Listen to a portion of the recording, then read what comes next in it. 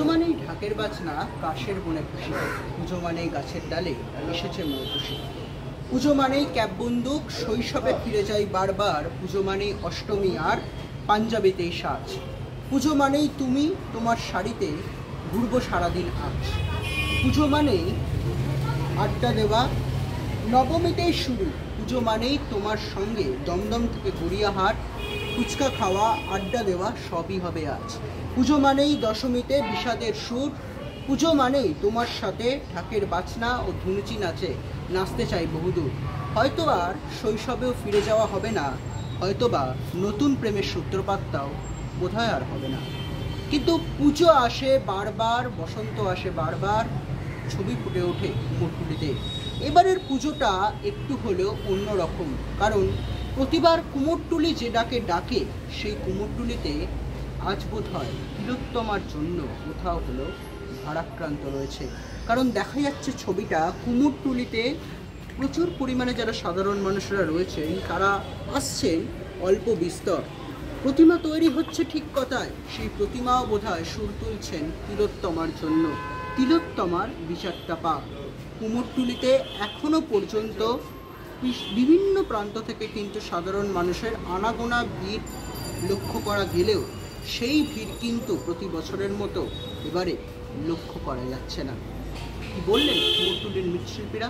শুনে নিন UN live পোস্টালের পর্দা। শরতের আকাশে আগমনীর সুর। আর কিছুদিনের অপেক্ষায় বাঙালির শ্রেষ্ঠ উৎসব। আর মাত্র কিছুদিনের অপেক্ষা, মর্তে আসবেন উমা। প্রতি বছর ঢাকের তালে ধুনুচি নাচে মেতে ওঠে আপামর বাঙালি, কিন্তু এই বছরের সে ছবি একটু হলেও অন্যরকম। উমা আসেন প্রতিবার, কিন্তু ঘরের উমার সঙ্গে ঘটেছে যে নৃশংস ঘটনা তা ভুলতে পারছে না কেউই। বারবার মনে পড়ছে সেই 9 আগস্ট এবং 14 আগস্টের রাত। আর ফিরে আসবে না তিলোত্তমা। তার পরিবারও যেমন বাকরুদ্ধ, একইভাবে বাকরুদ্ধ তার বিচারের দাবিতে কুমোরটুলিও। মাকে মর্তে আনা প্রয়োজন, মা এলে তবেই অসুর বধ হবে, এমনই বক্তব্য কুমোরটুলির মৃৎশিল্পী ইন্দ্রজিৎ পালের। তিনি বলেন, দাদা, আর মাত্র কিছুদিনের অপেক্ষা, তারপর মর্তে আসবেন উমা। কুমোরটুলিতে যে ভিড়টা লক্ষ্য করা যায় প্রতি বছর বলা যেতে পারে, এবার কি সেই ভিড়টা তুলনামূলকভাবে কিছুটা হলে কম আছে? অভয়কাণ্ডের পর থেকে কুমোরটুলিতে এখানে আগমনী শ্যুট, ফটোশ্যুট, তারপরে এমনি শ্যুট সবাই আসে, কিন্তু এই বছরটায় সেটা দেখা যায়নি। মানে আমরা অবাক যে পুরো ঠান্ডা কুমোরটুলি।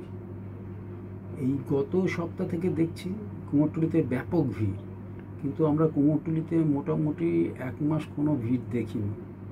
মানে অভয়কাণ্ডের পর থেকে কিছুই দেখিনি আমরা। যারা শ্যুট করতে আসে, যারা ক্যামেরা নিয়ে আসে, সব ওই দিকে চলে গেছে, তারা কেউ আসেনি। তবে আমাদের মনটা খুব খারাপ। মানে এই কারণে খারাপ যে আমরা তো মা তৈরি করছি, মা দুর্গা তৈরি করছি, সেই জায়গা থেকে তাকে যেইভাবে আনছি আমরা মর্তে, তো আমরা যারা ডাক্তার, আমাদের পরের স্থান কিন্তু হচ্ছে মা, যদি বলি তাদেরকে, কেননা তারা কিন্তু ভগবান। কারণ আমাদের বড় কোনো রোগ ভোগ হলে কিন্তু তারাই কিন্তু আমাদেরকে বাঁচাচ্ছে। হ্যাঁ, এখন যদি তাদেরই এই অবস্থা হয়, তাহলে সাধারণ মানুষ কোথায় যাবে? তো সেটার জন্য মানে আমার খুব খারাপ লেগেছে। তা এর পাশাপাশি দুর্গাপুজো তো হবে, মাকে তো আনা উচিত না? মা তো আসবে, মা আসে তো অসুরকে ধ্বংস করতে, তো তার জন্য মাকে আনার প্রয়োজন। তবে মনটা খুবই খারাপ ছিল। তো আস্তে আস্তে আস্তে আস্তে এখনও পর্যন্ত সেইভাবে জাস্টিস পাইনি। জাস্টিসটা পাওয়া আমার মনে হয় খুব উচিত পাওয়াটা, সবার জন্য সেটা ভালো। যাই হোক, আমরা এখন ঠিক আছি। এখন কুমোরটুলিতে আবার জমজমাট সেই ব্যাপারটা চলে এসছে, আবার সেই মানুষের ঢল নেমে পড়েছে। মাঝখান থেকে প্রাকৃতিক যে দুর্যোগগুলো হচ্ছে, যেইভাবে বৃষ্টি হচ্ছে, আমাদের খুব অসুবিধা হচ্ছে। কেননা আমাদের কিছু বাইরে ঠাকুর থাকে, সেগুলো প্লাস্টিকের ফাঁক দিয়ে জল ঢুকে যাচ্ছে, সেগুলো ড্যামেজ হচ্ছে, আবার নতুন করে রিপেয়ারিং করতে হচ্ছে। এতে কিন্তু আমাদের সময় অনেক চলে যাচ্ছে। দেখুন, পুজো যেদিন ডেট পড়বে সেদিনই কিন্তু পুজো হবে, পুজো কিন্তু পেছোবে না। কিন্তু অন্য কিছু, কিন্তু আজকে আমার জুতোটা বিক্রি না হলে কালকে হবে, কিন্তু ষষ্ঠীটা কিন্তু ষষ্ঠীর দিনই হবে, আমাদের সেইভাবেই কিন্তু তাদের ডেলিভারি ঠাকুর দিতে হবে। যাই হোক, সব মিলিয়ে এখন কুমোরটুলি জমজমাট, সবই ঠিকঠাক চলছে। তবুও মনের মধ্যে কোথায় যেন একটা কালো মেঘ জমে আছে।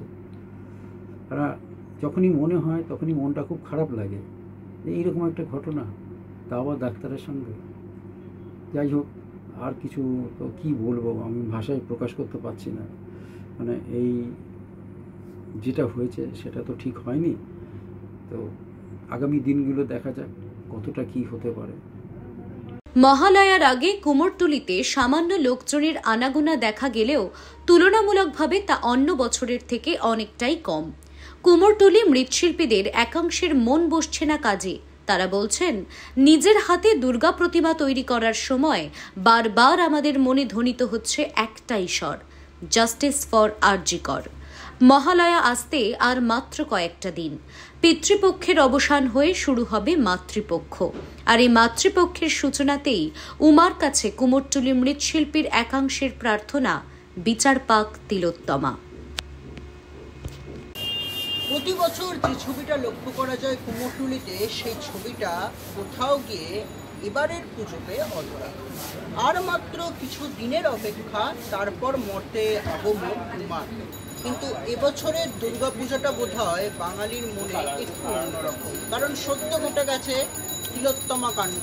আর এই তিলোত্তমা কাণ্ডের দীর্ঘ 52 দিন চলতে থাকলেও এখনো বিচার পাচ্ছেন না তিলোত্তমা, যা নিয়ে বাঙালির মন সত্যি ভারাক্রান্ত কুমোরটুলির একাধিক মৃৎশিল্পীর মনও।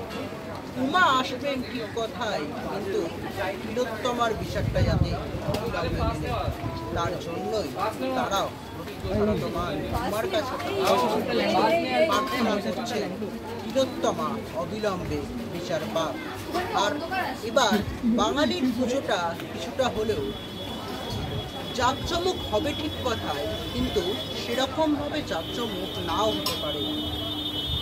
অলরেডি বা দেখা যাচ্ছে ডিজিটালি যে সকল পুজো মণ্ডপগুলি রয়েছে, তারা রাজ্য সরকারের তরফ থেকে যে অনুদান তিলোত্তমা কাণ্ডের জেরে তারা ফিরিয়ে দিচ্ছে।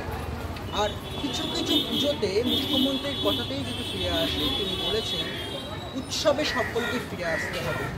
কিন্তু কিছু কিছু নামী পুজো মণ্ডপগুলি তারাও বলেছেন উৎসবে তারা ফিরে আসবে, কিন্তু তারা ভুলে যাবেন না এ রাজ্যে তিলোত্তমা কাণ্ড ঘটেছে। সেই তিলোত্তমার কাণ্ডকেও মনে করিয়ে দেবে পুজোর মণ্ডপে বাঙালি যখন প্রবেশ করবে। আর এই একই ছন্দের সুর কিন্তু তুলছেন কুমোরটুলির একাধিক মৃৎশিল্পীরা। তারা কি বললেন ইউএন লাইভের ডিজিটালের পর্দার মুখোমুখি হয়ে শুনুন। নজর রাখুন শুধুমাত্র ইউএন লাইভের ডিজিটালের পর্দায়। Report UN live digital.